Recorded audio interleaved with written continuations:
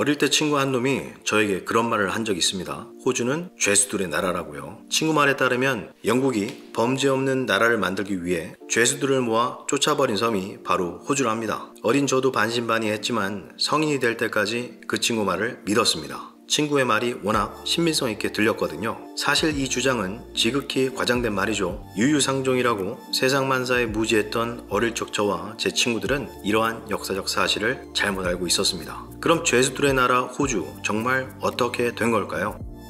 안녕하세요. 오늘 리뷰해 볼 책은 박종호 교수님의 세계 지도를 펼치면 돈의 흐름이 보인다 입니다. 제목이 좀 길죠? 우리는 역사를 배웁니다. 그렇다고 역사가 우리에게 미래를 알려주지는 않죠. 그런데 왜 배우는 걸까요? 사피엔스의 저자 유발 하라리는 우리를 대신해 깔끔하게 정의해 줬습니다. 역사를 공부하는 것은 미래를 예측하는 것이 아니고 사고의 지평을 넓히는 일이라고요. 그럼 사고의 지평을 넓히면 뭐가 좋은 건가요? 과거와 현재에 대해 더 많이 알게 되고 예측할 수 없는 미래에 대해 더 나은 선택을 할 수 있기 때문입니다. 이 책은 그러한 면에서 상당히 유용한 책이죠. 한 토막 한 토막 단절된 상태로 단순히 먼 과거의 역사만 배울 수 있는 것이 아니라 과거를 통해 만들어진 그 역사가 현재 우리에게 어떠한 영향을 미치고 있는지 바로 눈앞에서 체험할 수 있게 해줍니다. 훌륭한 인문학적 경제경영 도서이죠. 전 세계 다양한 국가들에 대해 과거부터 현재에 이르는 사건 사고를 통해 귀중한 이야기들을 재미있게 배울 수 있습니다. 요즘 한창 날카로운 신경전을 벌이는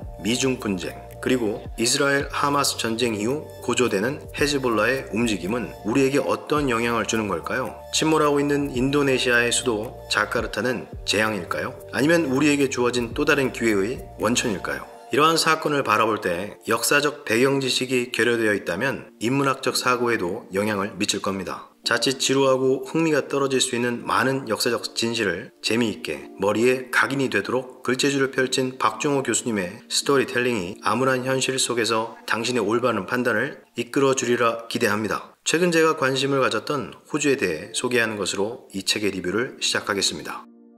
첫 번째 이야기, 죄수들의 나라 호주입니다. 영국에서 산업혁명이 일어나고 도심에 많은 사람들이 몰리기 시작하죠. 사람이 몰리면 범죄도 같이 늘어나는데요. 이게 어느 정도였냐면 범죄자들을 수감할 교도소가 부족할 지경에 이릅니다. 결국 해결 방안을 모색하다 우연히 호주 대륙을 생각하게 되죠. 18세기 말 1500명의 죄수들과 교도관을 실은 11척의 배가 호주 대륙으로 떠납니다. 19세기 중엽에는 죄수가 16만 명까지 늘어납니다. 이러한 사실만 봐도 제 친구가 한 말이 틀린 말은 아닌 것 같죠. 그런데 놀랍게도 같은 시기 호주 전역에서 대규모 금광이 발견됩니다. 호주, 이곳은 삽으로 파기만 하면 금이 발견되는 겁니다. 현재 호주는 금뿐만 아니라 막대한 천연자원이 전 국토에 묻혀 있죠. 정말 축복받은 땅입니다. 이곳은 그냥 날씨만 화창한 게 아니에요. 이로 인해 19세기 중엽에 호주를 찾는 이민자는 급격하게 증가합니다. 실질적으로 죄수들이 차지하는 비중은 3%까지 떨어지죠. 호주는 막대한 지하자원을 기반으로 OECD 국가 중 3위의 주요 광산물 수출국이죠. 미중 갈등이 점점 격화되고 있습니다. 이 와중에 호주는 미국을 도와 최전방에서 중국에 대항해 몸빵을 하고 있습니다. 미국을 제외한 나라들은 웬만하면 중국에 한쪽 무릎을 꿇고 시작하는데 호주는 몸빵이 가능한 나라입니다. 이는 군사력, 경제력, 어느 정도 관련성이 있을 수 있지만 가장 큰 뒷심은 바로 천연자원입니다. 호주는 1956년 결성된 미국, 영국, 캐나다, 뉴질랜드 등의 동맹체인 파이브 아이스의 일원입니다. 호주의 몸빵 뒤에서 파이브 아이스는 상호 간에 긴밀히 공조하고 있는 것이죠. 호주의 전체 수출액 중 중국이 차지하는 비중은 거의 40%에 달합니다. 그럼 이렇게 반문하시는 분도 있을 거예요. 중국에서 수입 물량을 조절해 호주를 괴롭힐 수 있지 않겠냐라는 것인데요. 근데 그게 어렵습니다. 일단 중국 입장에서 천연 광물을 호주를 대신해서 대체할 수 있는 국가가 마땅치 않습니다. 그래도 중국은 중국이죠. 중국도 호주산 일부 제품을 수입 금지하는 등 가만히 있지는 않았습니다. 동시에 호주를 대체할 수 있는 아프리카, 인도네시아 등 수입 다변화를 시도했는데요. 그런데 이번에는 미국이 뒤에서 물고 늘어지며 방해를 하고 있죠. 이러한 상황에서 호주는 중국으로 수출하는 일부 광물의 가격을 2배로 올리는 펀치를 날립니다. 중국은 당황하게 되죠. 결국 2023년 중국에서 일부 수입을 규제했던 호주산 석탄 규제를 풀며 한 발짝 물러납니다. 중국과 호주의 무역 분쟁도 호주의 완승으로 끝나가고 있는 것 같습니다. 이는 그만큼 중국의 경제가 시급하다는 건데요. 가오로 먹고 사는 대륙의 시진핑이 자존심까지 내팽개칠 정도로 상황이 위급합니다. 다시 일으켜 세우지 못하면 중국을 유지하고 있는 국가 체제에도 큰 위기가 올 수 있습니다. 한국은 이 기회를 놓치면 안 됩니다.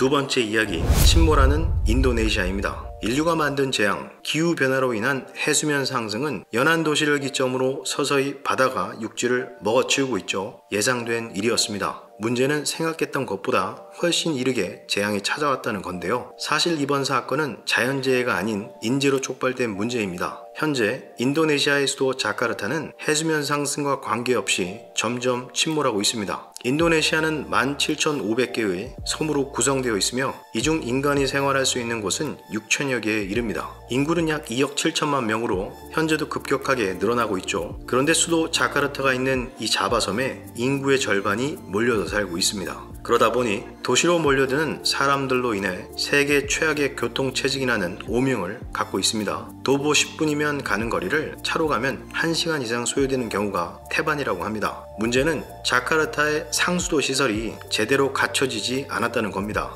그러다 보니 사람들이 여기저기서 지하수를 끌어다 쓰게 되고, 그렇게 소모된 지하수는 자연의 힘으로 다시 채워지기도 전에 동인하기 시작하죠. 결국 지하의 공동화 현상으로 집안이 빠른 속도로 가라앉고 있는 겁니다. 인도네시아 정부는 수도 이전 프로젝트를 계획합니다. 현재 보르네오 섬의 동부 칼리만탄 지방 누산타라에 신규 수도가 준비 중에 있습니다. 이런 상황에서 행정수도 이전을 경험해본 우리나라는 노하우를 바탕으로 인도네시아와 다양한 협업 기회를 만들 수 있을 거라는 기대를 하고 있는데요. 관련 주식이 뭐가 있을까요? 책에는 호주와 인도네시아 외에도 전 세계 곳곳 주요 나라들에 대한 역사 및 현재 동향에 대해 쉽게 파악할 수 있도록 정리되어 있습니다. 저자는 실제 해당 국가를 방문한 경험을 근거로 탁상 공론이 아닌 현실성 있는 날카로운 인사이트를 우리에게 전달해주고 있죠. 수출 주도형 성장을 이루고 있는 우리나라는 세계의 동향에 관심을 가져야 합니다. 쌓여가는 인문학적 지식을 통해 새로운 미래의 기회를 당신의 기회로 잡아보시기 바랍니다. 감사합니다. 끝.